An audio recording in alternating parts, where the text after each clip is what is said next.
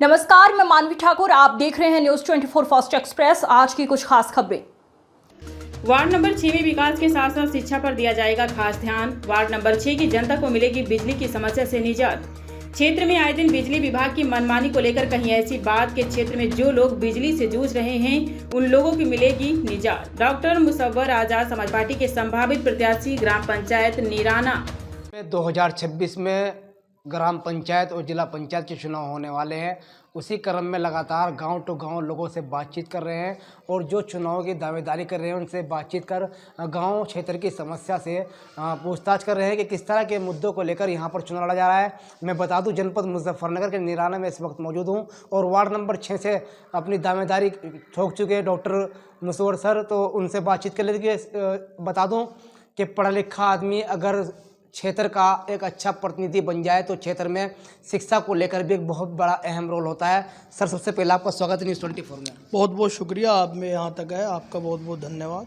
Sir, ward number 6 से आपने दावेदारी पेश की है। आज़ाद समाज पार्टी से आप जो है समर्पित है, तो क्या पार्टी से रिलेटेड चुनाव लड़ोगे या पार्टी से अलग लड़ा जाएगा? नहीं, अभी हाईकमान का जैसे भी वो होगा उस हिसाब से चुनाव लड़ा जाएगा। अच्छा, आज़ाद समाज पार्टी के लिए लोग ज़्यादा दावेदार रह गए, क्या कारण है? आज़ाद समाज पार्टी जो है इतनी अच्छी तरीके से ऊपर उभर के चल रही है। ऐसा है, एससी समाज और मुस्लिम समाज अगर ग्राम प्रधान में भी एक हो जाए तो प्रधानी भी नहीं जाने की किसी के पास, पूरे पश्चिम उत्तर प्रदेश में क्या पूरे हिंदुस्तान में। तो अभी हम आप देख रहे हैं लगभग 52% के करीब उत्तर प्रदेश में मुस्लिम और एससी है। अगर वो ग्राम प्रधान भी एक पर्चा उठावे और उसे एससी और मुस्लिम वोट मिल जाए तो उसे ज़रूरत नहीं सारे प्रधान हमारी आज़ाद समाज पार्टी के होंगे।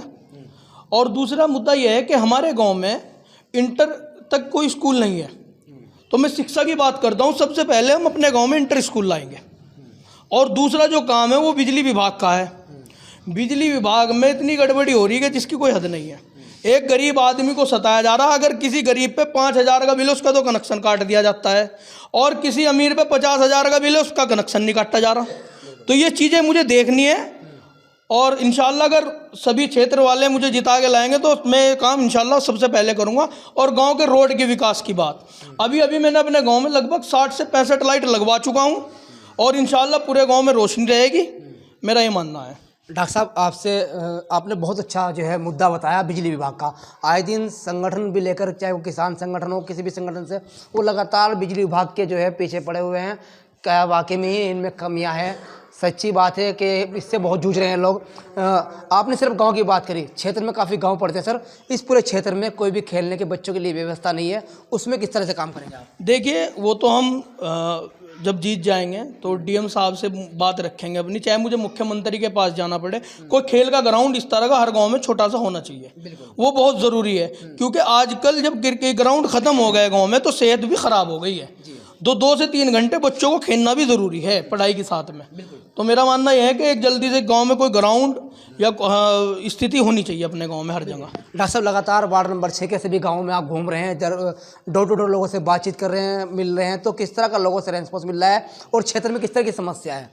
समस्या तो सबसे मेन चीज़ तो बिजली की है। जहाँ भी मैं जा रहा हूँ सबसे मेन चीज़ बिजली पे ही मुद्दा है, सबसे मेन तो सबसे पहले हम इस मुद्दे को ठीक करेंगे। मेरा मानना तो यह है कि चुनाव से पहले जितना मेरे से होगा मैं उससे पहले भी करूँगा बिजली का मुद्दा। ठीक है, बहुत अच्छी बात कही कि चुनाव तो बाद की बात है, चुनाव से पहले भी बिजली विभाग पर जो है बातचीत की जाएगी और जो आम जनमानस को समस्या का सामना करना पड़ रहा है उसको लेकर भी बड़े चिंतित नज़र आ रहे हैं। सर, क्षेत्र में जब आप जाते हैं तो पानी निकासी की आजकल क्षेत्र में बड़ी समस्या है। हाँ, पानी निकासी की तो ये समस्या हो रही, क्योंकि हर गांव में जो जोड़ थे वो ख़त्म हो गए। फिर गांव वालों ने एक सिस्टम और लगा दिया, वो जो आगे बैरियर वगैरह लगा दिए घर के, वो ऊंचाई पे हो गए, किसी के नीचे पे हो गए। तो ये तो मेरा मानना है कि सभी ग्राम प्रधानों को देख के इसे काम को करा लेना चाहिए। निकासी का काम प्रधान का होता है, बाकी ये है कि अगर हम चुनाव जीत के आए तो हम इस काम को जरूर करेंगे। सर, अक्सर क्या होता है, जिला पंचायत चुनाव जीतने के बाद लोग जो है ये कहते हैं कि जी हमें काम नहीं मिला। क्षेत्रवासी से बड़े बड़े वादे तो करते हैं समय में कि हम ये काम करा देंगे, वो करा देंगे, लेकिन चुनाव जीतने के बाद अक्सर जिला पंचायत सदस्य के जो सदस्य होते हैं वो कहते हैं क्षेत्र में कि जी विकास नहीं मिल रहा, काम नहीं मिल रहा, निधि नहीं मिली।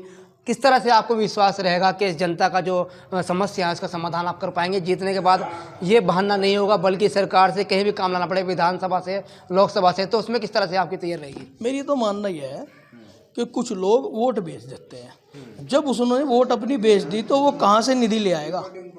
किसे वो, जब मैंने अपनी वोट करोड़ 2 करोड़ में 1.5 करोड़ में बेच दी तो मेरा मुंह क्या है उसे सामने वाले को कहने का। तो डॉक्टर साहब कैसे जो लोग जनता से बड़े बड़े वादे कर कर उनकी एक बड़ी कीमती वोट हासिल कर लेता है और उसके बाद अपना जो है ज़मीर बेच देता है, ऐसे लोगों को क्या मैसेज रहेगा? मेरा मैसेज तो यह है उन लोगों को कि अगर आपको गांव वालों ने, क्षेत्र वालों ने आपको जिताया है तो उनके काम पे खरे उतरो।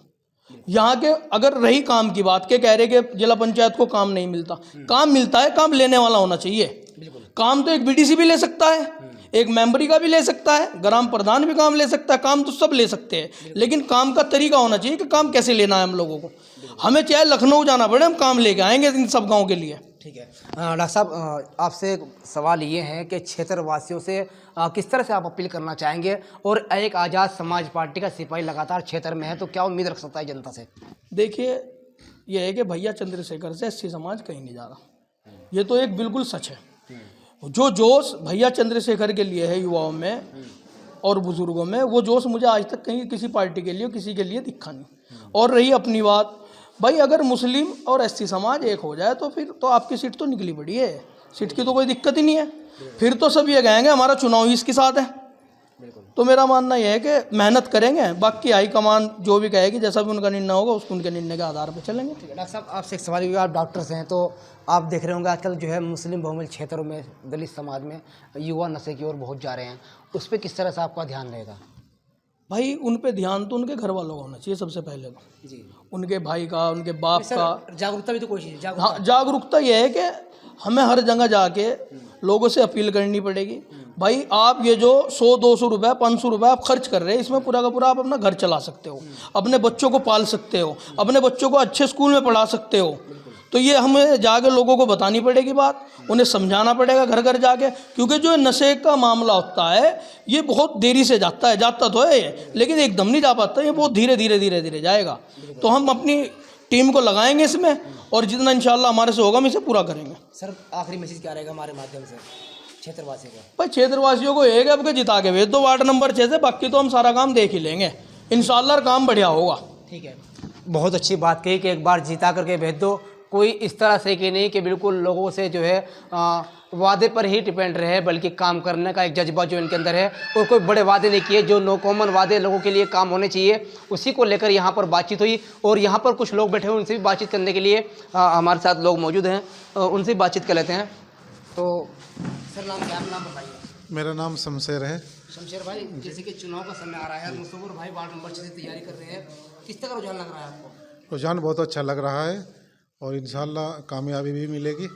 बहुत अच्छा रुझान है, सभी गाँव वालों से साथ है, पूरा गांव एक साथ जुट है इसके लिए, क्योंकि सारी उम्र में अभी इस बार इलेक्शन लड़ने की हमारा जो ये भतीजा है और ये खड़ा है, इंशाल्लाह अच्छी जीत होगी। जैसे युवा हैं और शिक्षित भी हैं, तो क्षेत्रवासी हर खबर का अपडेट पाने के लिए बने रहिए न्यूज़ 24 फास्ट एक्सप्रेस के साथ।